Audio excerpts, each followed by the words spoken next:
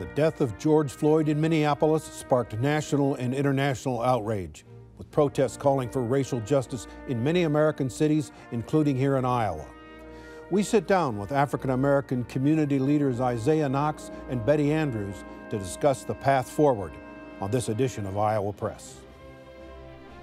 Funding for Iowa Press was provided by Friends, the Iowa PBS Foundation, the Associated General Contractors of Iowa, the public's partner in building Iowa's highway, bridge, and municipal utility infrastructure. Iowa PBS is supported in part by Wells Fargo. Fuel Iowa is a voice and a resource for Iowa's fuel industry. Our members offer a diverse range of products, including fuel, grocery, and convenience items. They help keep Iowans on the move in rural and urban communities. Together, we fuel Iowa. I'm a dad. I am a mom. I'm a kid. I'm a kid at heart. I'm a banker. I'm an Iowa banker. No matter who you are, there is an Iowa banker who is ready to help you get where you want to go. Iowa Bankers, allowing you to discover the genuine difference of Iowa banks.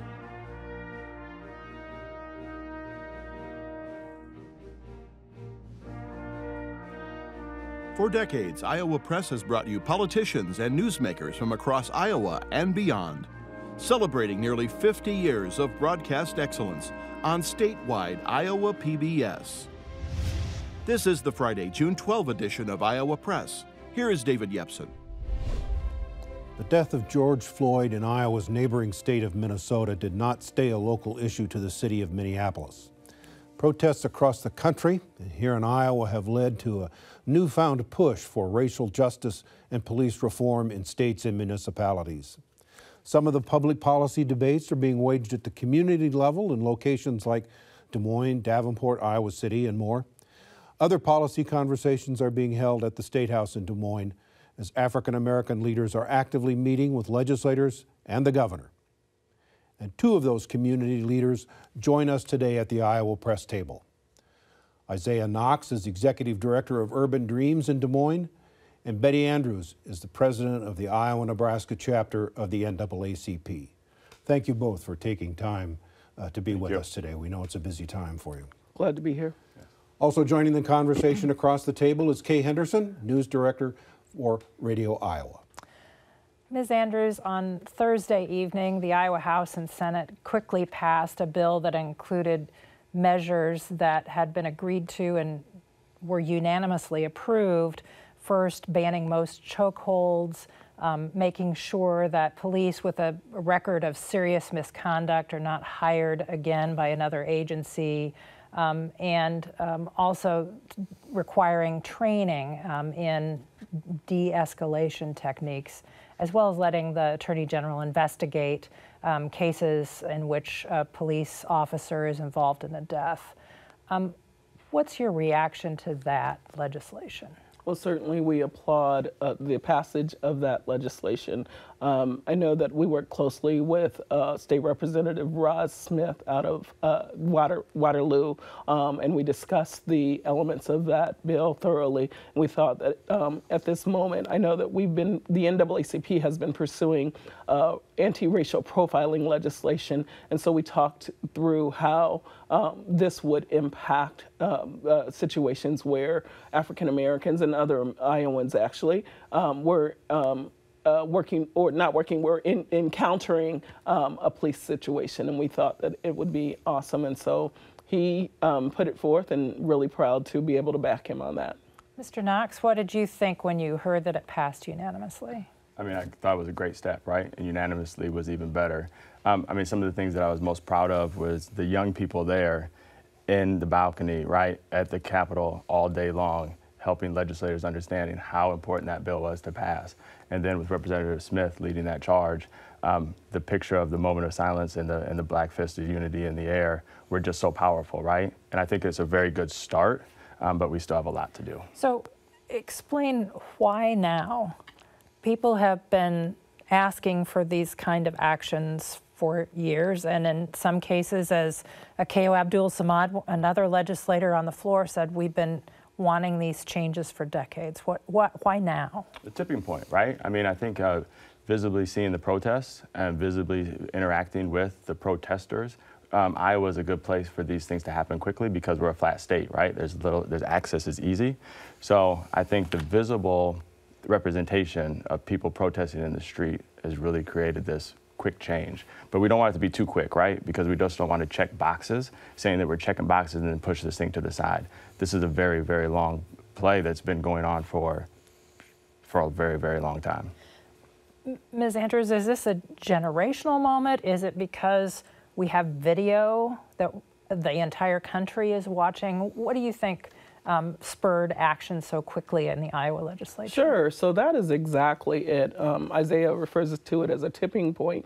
Look at it as a moment in history that where we are looking at one of the greatest tools, which are the cell phone cameras and the body cameras, and people being able to take a look and see what is happening. And it's not something that has just started happening. This has been happening since we were brought here in chains, and it continues to happen. So the fact that there are cell phones, the fact that there are people now who are undeniably seeing what has been happening, I think that is the difference maker, and that is the reason that people have not only been working harder in legislation, but also taking to the streets to ensure accountability in the House, in city councils, in the county, and all of those things, because it is important that we take a look at this moment. This moment is like putting a mirror up to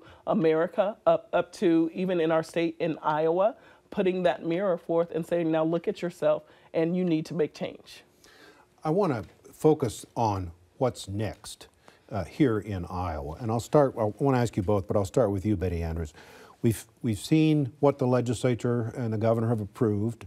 What are the next items on the agenda of things we need to do in this state to deal with these racial problems? Well, obviously, it's interesting you talk about what's next. And the NAACP has had an agenda for several years on Capitol Hill. So thinking about what's next is really pushing forth that agenda. So when we're talking about, yes, we're pleased with the More Perfect Union law being signed into, legislation being signed. But when we're looking at what's next, we're looking at this anti-racial profiling legislation. We're also looking at the constitutional amendment for allowing people with felony backgrounds to vote. But until then, we would like to see an executive order. Now is the time to do that type of bold move too. So not just signing these, but there's an opportunity to work in the interim. And then what's next is that we, around the state, that there are police accountability, that there is economic accountability, because part of what is happening is that this is a cycle and there are more systems that need to be addressed in this situation. Yes. We'll talk about economic issues in just a few minutes, but circling back, some community city councils have talked about community review boards, citizen review boards. Would you like to see state legislation that would require that, or should this be done on a city-by-city basis? So citizens review boards would be done on a city-by-city basis. However, at the state level, there should be a committee, a commission to look at the aggregate information and watch trends and make sure that there's accountability, and even working with those citizens review boards. Izaah Knox, same question to you. Betty Andrews mentions anti-profiling legislation, getting the felon voting amendment, but even before that becomes law, she wants the governor to issue the executive order. Correct. Restoring those rights, police accountability, and economic accountability. Any others? I definitely have to agree with all those points. Also, growing up in Washington State, right, legalization or decriminalization of marijuana is obviously one of those things too. And taking the minority impact statement seriously when it comes and it applies to certain bills is very important, and bringing that even down to local levels as well, to make sure that we know when we pass legislation, it doesn't negatively impact minorities at a higher rate. And if it does, we can't pass those kind of bills, right? We have to continue to get out of our own way. In other words, a minority impact statement on a piece of legislation would be like a fiscal impact. Legislators get a report. Right. Here's what it's going to cost. You're asking for a rule that would require a minority impact. What's the impact on on we already have it in the state. What is the economic accountability you were talking about? So if I could just step onto the minority impact statements. There are minority impact statements in the realm of criminal justice issues. We would like to make sure that that minority impact statements is expanded to economics, to education, to a number of other areas that affect the well-being of individuals. So but also we would like to make sure that it has teeth, because often our legislators are getting that minority impact statement, but they are not acting on it. And so it needs to be acted on to prevent this negative impact to our communities of color. Izaah Knox, what does a civilian review board look like? I mean, you start talking about that with police officers and they immediately get upset. So talk about what does that mean to a police officer? What are you looking for it to have happen here? Yeah, so they look different in that's why I think Betty said it needs to be city by city, right? And it needs to look different in every single city. And it needs to be led with community input, with community members, right? To make sure that everyone feels comfortable with police oversight, how that looks in their own city or region. So that's it, right? Continue to make those, have those conversations and continue to push that stuff forward where everybody feels like they're safe. And there is talk, Betty Andrews, of the federal government requiring these sorts of local communities to do this. In other words, the federal government isn't going to do it for all police departments, but that it be a requirement that communities do some sort of independent review of police actions. What do you, how do you feel about that? The bottom line is that there needs to be accountability. The case of George Floyd, the case of Manuel Ellis in Tacoma, Washington, the case of Breonna Taylor, they all point to a need for police accountability. And so not letting the police just police themselves and making sure that there's an avenue for, and when we say community, we're also talking about people who are studied and experts in this area so that they can take a look and we can continually put forth best practices when it comes to policing. Can I jump on that question real quick? And Minneapolis had a citizen review board, so they're not perfect, right? So we know that they do not stop these things from happening. There's just better oversight.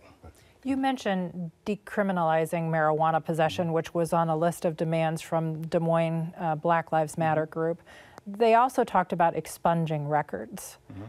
How important and how extensive would you like to see that go? Well, there should be a time limit, right, on all kind of records, especially working in the urban dreams when we're trying to get people employed. We know how detrimental that is to have a criminal record that will follow you forever. And not only, so even expungement, still like Iowa Courts Online, you can still go back there and kind of dig those things up even if you don't get those things taken care of. And it's a hard process. So it should be automatic, it should be forever, and it should be cleared from all databases, right? So employers can't. Because right now, as Betty talked about, those are kind of the economic disparities that we have, why we have such a low median household income for Black people in this state, why we have because so many people are incarcerated, so many people have these criminal records, but then we're talking about all these things that lead up to it, like pretextual stops, where there's a possession of marijuana, where it's not decriminalized, where you get on and on and on, right? So it's just a cyclical process that we have to figure out how we can get everybody to an equal playing field. Ms. Andrews, did you want to add to that? Oh, I agree. I think that, just looking and, you mentioned the pretextual stops, and I was thinking about how not only that discriminatory pretextual stops lead to searches, and African Americans' vehicles are more likely to be searched than anyone else's, and which leads to higher arrest rates. And even though African Americans and white Americans use drugs and marijuana at the same rate, and so in this state where we are at 7 times the rate in terms of arrest for the use of marijuana, this is extremely important to us.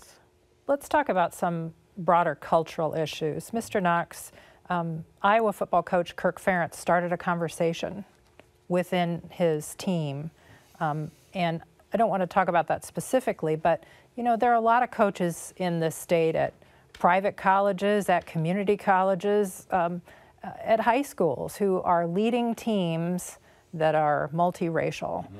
How should that conversation happen? That's a really hard conversation to have, right? Because nobody can understand the Black experience unless you're Black, period. So you can be empathetic and sympathetic, but you can never say that I completely understand or that I stand in your corner. And what they need to do and understand is that you have to take the Black experience serious and not say that they need to assimilate to a certain culture to be able to fit in, and be proud of who you are, if that makes sense. Because it's really hard. It's super easy to go into a situation and feel totally comfortable with somebody that looks like you first, right? We all see visible cues first of where we go into a room. And when you go into a room that a lot of people don't look like you, it's hard to adjust. So take that experience serious.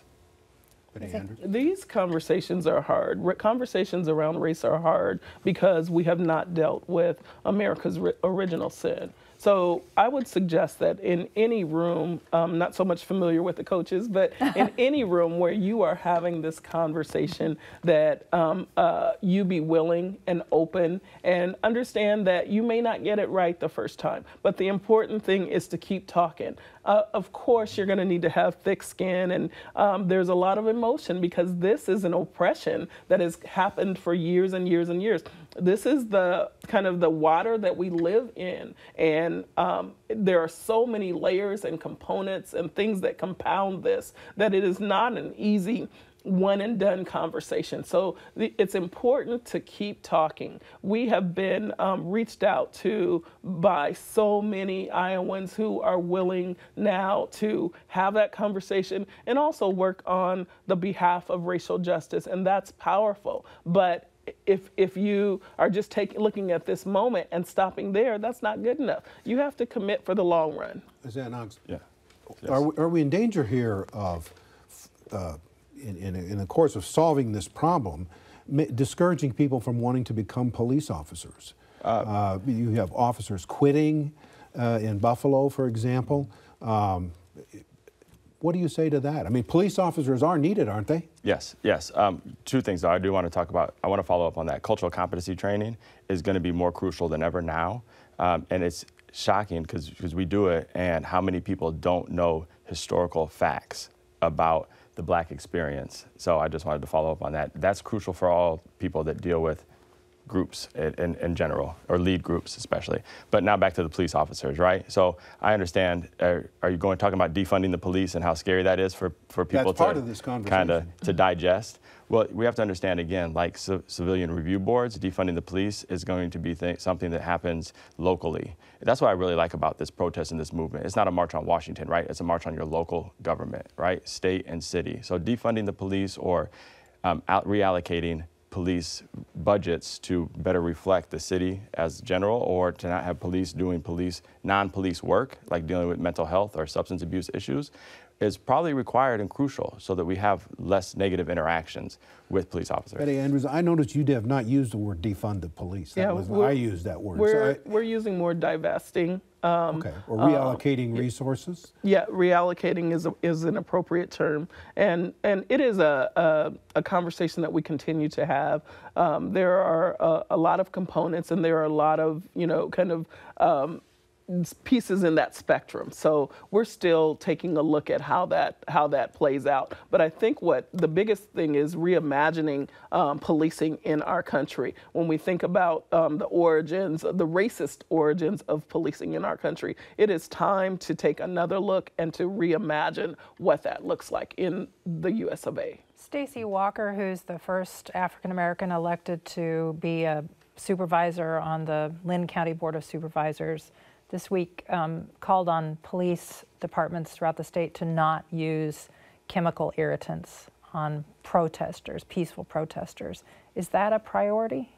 You know, I think that has been a call since day one of the protest. I mean, it certainly doesn't do any good in terms, it exacerbates the situation. So absolutely, we are not wanting to be in a community where we're feeling like police are an occupying force. And that's what that brings about. And so absolutely, I would support that. Ms. Andrews earlier mentioned economic issues, and Mr. Knox, the other point that Supervisor Walker made this week was that we can't just have this conversation about the police. We have to have a conversation about the business community and about the elected officials who are people of color. How do you have that conversation? Well, I think it goes back to those trainings, right? I mean, you need to get people and their third parties to come in and offer best practices.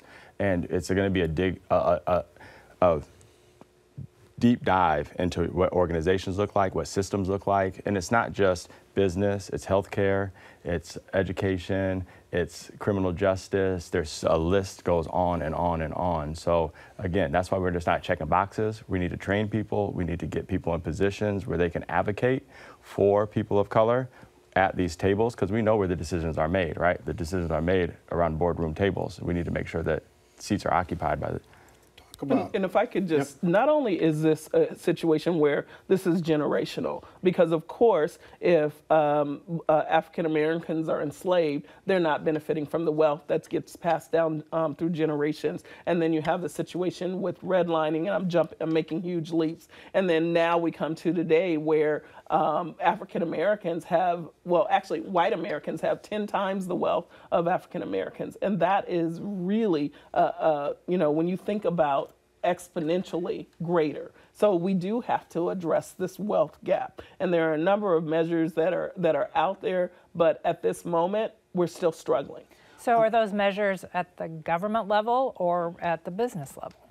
They are both. They are both. They're things absolutely that employers need to look at. They need to, again, look at themselves in the mirror. And then in our government, we need to make sure, and part of the role of government is to make sure that there is equity. And so if there are restrictions and regulations that we can put in place, we absolutely need to look at doing that. Betty Andrews, a lot of issues to talk about, and absolutely. We touched on several of them, but I want to take this closer to home here in Iowa. The state is 4% black. A lot of Iowans live in communities with no African Americans in them. Yet what do individuals do? What should individuals do who want to make a contribution? How do individuals in white communities talk to their kids about these issues? Any thoughts? You know, it's amazing you mentioned how do individuals talk to their children, because in the African American community, there's this thing called the talk that we have to have with our young men and young women about interaction with the police. And I think that same conversation can be used as a basis to talk with young people about what's going on. Sure, there are places where there are not a lot of African Americans, but usually there are a few speckled throughout communities, and there is television. And so parents need to be a stop sign, and I often talk about white Americans needing to be a stop sign so that when they're in a situation where they're hearing racist language or hearing language that is inequitable or treatment that is inequitable, that they need to stand up and say, no, this is not correct, and make sure that they're having those conversations. This is the conversation to have around the dinner table. Ask them if they understand what's going on right now and why people are so upset, so that they don't get the picture that black people are just angry. No, we're not just angry. We have been oppressed for several years, and so we need to figure out how to address that, and that's what we need to show to our children, and whether they be black or white or whatever, just making sure that they understand that, what's happening in this moment. Mr. Knox, same question to you. What should individual Iowans do? What should white Iowans in small towns do when they talk about race? Yeah, so I protested 8 straight days. I was on the front lines and was tear gassed for the first 3 days. So I was still shocked, though, of how many young people came from small rural communities to support the cause. And I think that's one thing. Allow your children to go out, especially now since they are nonviolent and protests going on. Allow them to participate. Go with them. There's still, during the protests, more people of color, white people, than there are black people at the protest. So feel comfortable. Go and experience it. Okay, quickly, 1 minute. One of the poignant moments during the House debate was when a legislator described one of the African-American legislators described when they first understood what racism was. How old were you, and what was that moment? I can't speak to the first time, but I can certainly speak to a time when I was walking as probably a 12-year-old, maybe 13, and someone yells out of a car, "Nice butt," and then they use the N-word. And so that was a moment for me, and I had to have a conversation with my mother about what was going on. So Izaah Knox, quickly. So I grew up in a biracial family, so being shunned by most of, if not a lot of my family, and having them ask me, my mother, why they didn't tell her that she had a little N baby, and same thing, running through a neighbor's yard, and she yelled, "Get out of my yard, you little N," when I was about 5. So multiple times throughout my life. We're out of time. I want to have you back sometime to talk more about these issues. This is not the last conversation we're going to have here. Thank you. And that's what we need. Thank you for your time today. Thank you. And we'll be back next week with another edition of Iowa Press at our regular times, Friday night at 7:30 and again at noon on Sunday. For all of us here at Iowa PBS, I'm David Yepsen. Thanks for joining us today.